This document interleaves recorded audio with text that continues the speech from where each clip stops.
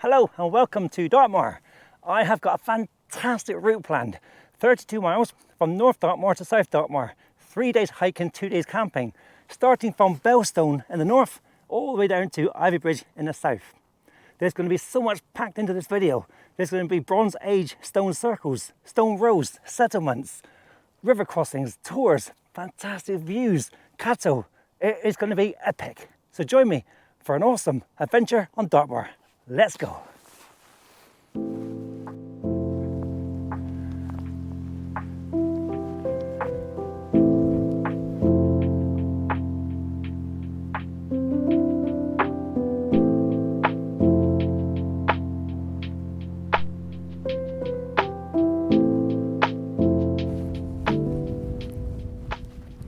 The forecast for the next few days. Today and tomorrow is cloud and sunshine. Actually, the sun's just coming out now somewhere. There it is up there. Cloud and sunshine. And Monday looks like it could be rain, so I'll probably get wet on Monday. But then this is Dartmoor. You have to expect it. It might even snow. You never know.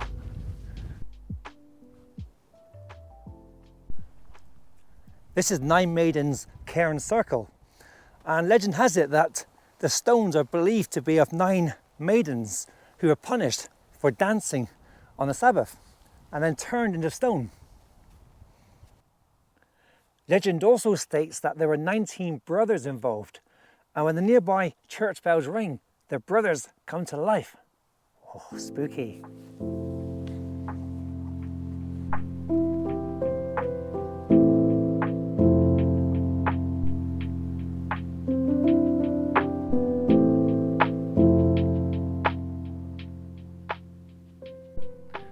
Is it just me?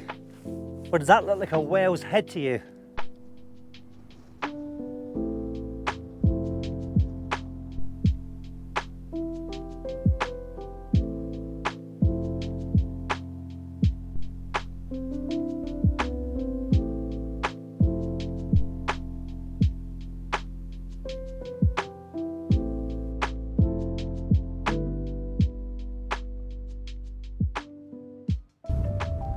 This is the Irishman's Wall, built by the Irish. It goes from east to west and it bypasses Belstone Tor and continues down to Bellever Steps. And there's different theories as to why it was built. It's believed possibly they started building it to enclose a section of land, but the local commoners weren't happy. And they got together, came up and destroyed and pushed over sections of the wall. So the project or the work was abandoned and the Irish went back to Ireland.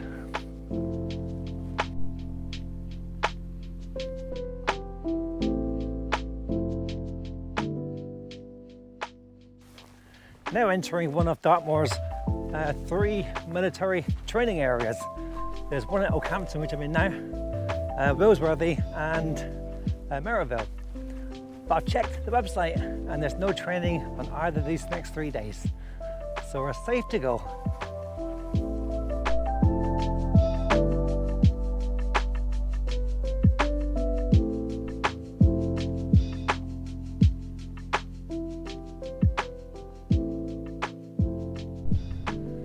This is a great tour. Oke Tor. It's got so much character to it. I love this tour.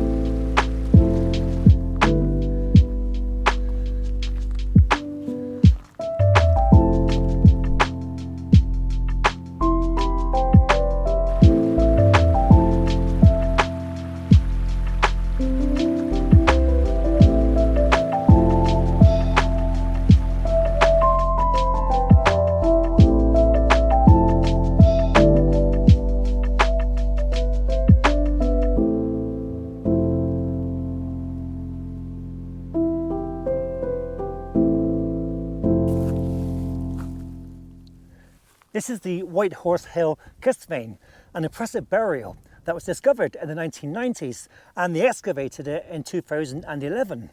When excavated, they found the cremated remains of a young girl from early Bronze Age times, and they also found inside a few items which included a necklace made from shell, amber and tin beads, and a bracelet woven from cow hair. They also found wood stud earrings, the kind that people use these days to stretch holes in their ears. There's loads of information at the Box Museum in Plymouth, and it's well worth a visit.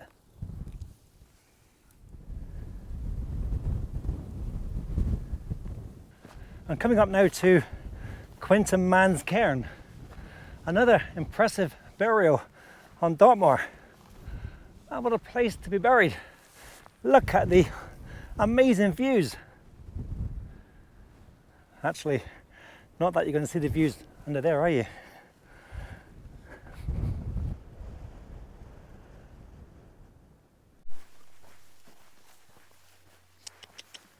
What are you doing there? I'm not hear you. I'm all set up. There's my tent, and look at these stunning views. Absolutely cracking views. What a place.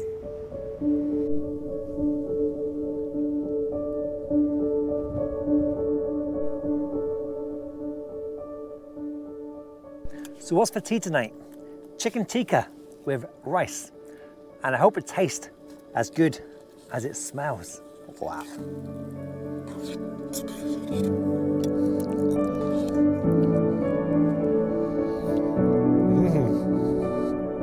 It's good.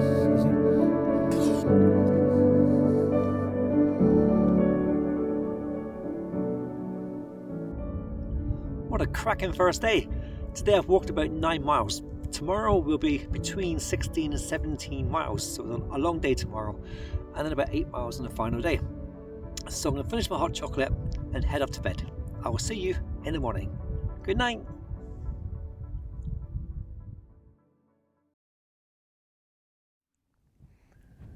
Good morning from a beautiful fresh morning on Dartmoor.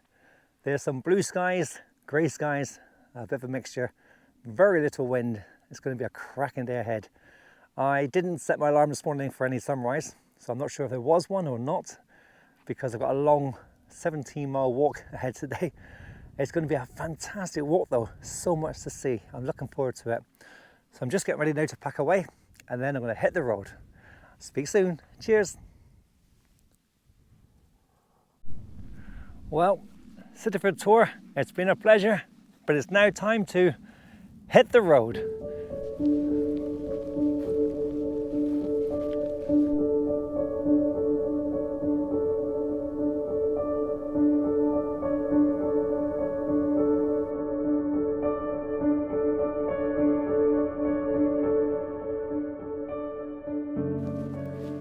Coming up now to the amazing grey Wethers stone circles. Not sure if the camera will pick them up there, but we'll be there in a minute anyway. I would love to have camped inside one of those circles last night, but unfortunately it's not permitted. There are certain parts of Dartmoor you can camp and certain parts you can't camp. There's a government website which shows this map, which shows all the areas you can and you can't camp. But yeah, imagine camping inside one of those circles. That would have been awesome.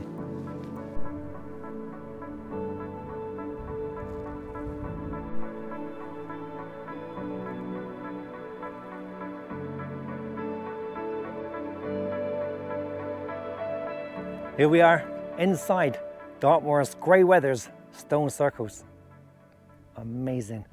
Let me tell you a legend that surrounds these circles. A Dartmoor legend. So legend has it that a stranger to Dartmoor was drinking one evening at the nearby Warren House Inn. After many drinks with the locals, they convinced him there was a flock of sheep for sale. They accompanied him to the moor at dusk, where he saw this so-called flock of sheep and parted with his money. The following morning, when he sobered up, he ventured back up onto the moor to retrieve his sheep, but all he found was the stones of grey Wethers stone circles.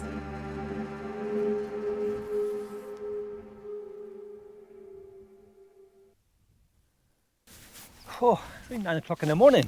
It's getting hot already. It's going to be a hot day. Sun cream on in a minute. Look at the circles. From this direction, they could actually be mistaken for a flock of sheep.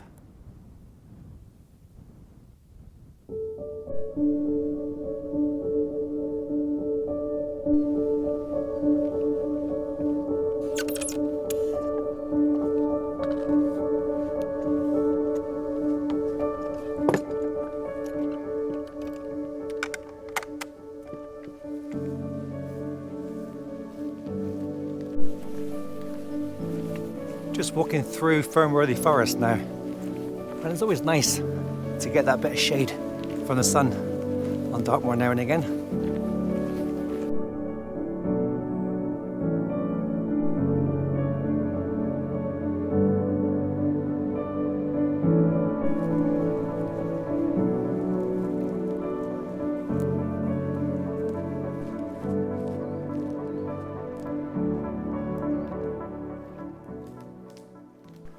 I really hope you're enjoying the video so far, and if you are, please consider subscribing to my YouTube channel, because there's always new content being uploaded.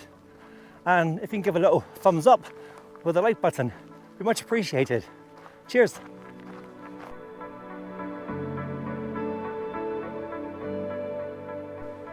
This is ASSYCOMBE Stone Row, which is hidden amongst Fernworthy Forest. It's the first time I come from the bottom up. It's a bit of a climb.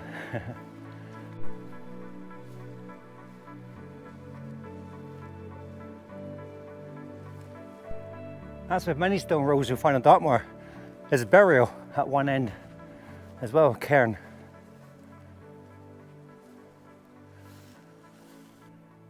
Time for a quick rest, and I'm going to answer some questions which I've got from my Instagram followers. I'm going to answer some questions on this video and a few on the second video, part 2. The first one is from Hayley at The Girl Outdoors. She asked, how long have I been walking Dartmoor? Well, it's quite an easy question to answer really, Hayley. I started at 9 o'clock, it's now 10:30, so about an hour and a half. Does that answer your question? Seriously though. Not that long really, about 3 years. I started running Dartmoor about 8 years ago, and I was absolutely hooked on the place, loved it. And I would run crazy amounts of miles, 20 plus miles a day without thinking about it. I ran from north to south Dartmoor, but I never actually walked it, which is why I'm walking it today. So when I'm running, your head's focused on the ground in front of you, and you don't really see much. You cover lots of distance, but you don't see as much, whereas when I'm walking, I see a lot more. So walking Dartmoor, about 3 years, running it, probably 8 years ago I started, and of the two, I actually prefer walking it now, because I do see a lot more. Next question is from Jamie Travels. He asked, what camera do I use for my videos? Well, I use a GoPro. I've loved GoPros for about 15 years now. My first one was a GoPro 3, and I've had various cameras throughout the years. I'm now on the latest one, the GoPro 12. I've tried other cameras over the years. I've never found the footage quite as good as I want it to be. And I've always gone back to my trusty GoPro. But yeah, I love the GoPro cameras. The last question for this part of my video is from Eden from Camped on Dartmoor. Actually, Eden's asked 2 questions, so I'm going to save the second one till the next video because it's a really good question. I'll put that in part 2. Actually, you can hear an helicopter nearby. I don't know if you can hear that or not.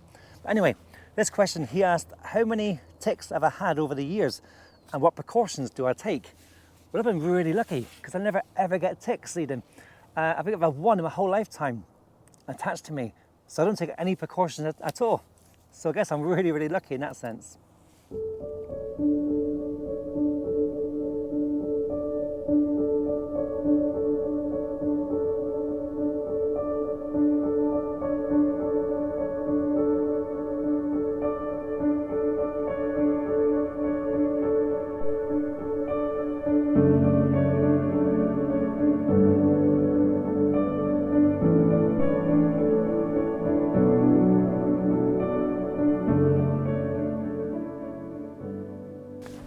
route I've plotted from north to south Dartmoor isn't actually the most direct route possible.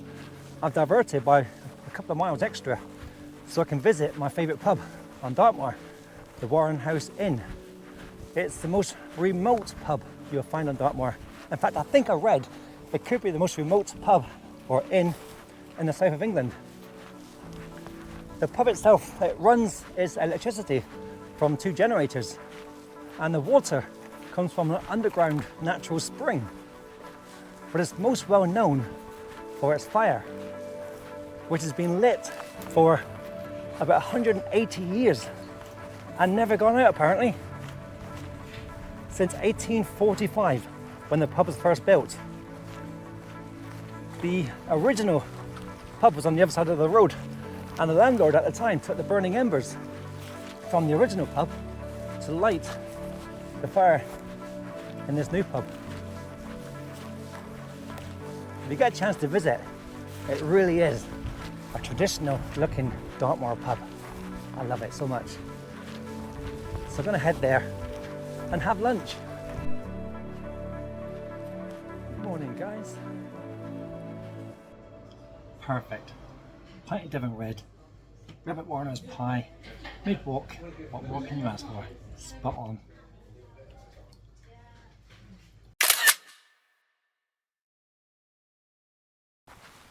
That was delicious. Absolutely delicious. Imagine that pub back in its day. It would have been thriving with miners from the local tin mines and rabbit warreners. Imagine how busy it would have been. So this is the end of part 1 of the video, and I hope you've enjoyed it. And please watch part 2 because I'm not even halfway yet. So there can be loads more on the second video.